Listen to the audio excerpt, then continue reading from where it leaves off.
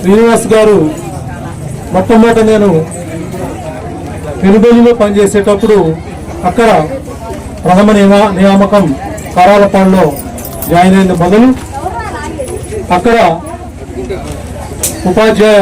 ఉపాధ్యాయుడిగా పనిచేస్తూ యూటీఎఫ్ కార్యకర్తగా అక్కడే పనిచేయడం జరిగింది. ఆ తర్వాత కల్లూరు వచ్చారు.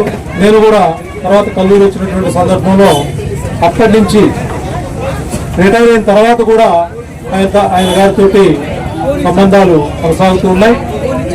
శ్రీనివాస్ అంటే ఏదైనా ఒక పని అప్పచెప్పామంటే మళ్ళీ మనం రిజల్ట్ని చూడటమే తప్ప మధ్యలో చెక్ చేయాల్సినటువంటి అవసరం ఉండదు. ఏ పనైనా సరే ఉంది, అది స్కూల్ పని కావచ్చు, లేకపోతే వ్యక్తిగత పని కావచ్చు, లేకపోతే సంఘ పని కావచ్చు, ఏదైనా సరే ఉంది. ఆ విధంగా పని నాది అని చేసేటటువంటి వ్యక్తి శ్రీనివాస్ గారు. అదేవిధంగా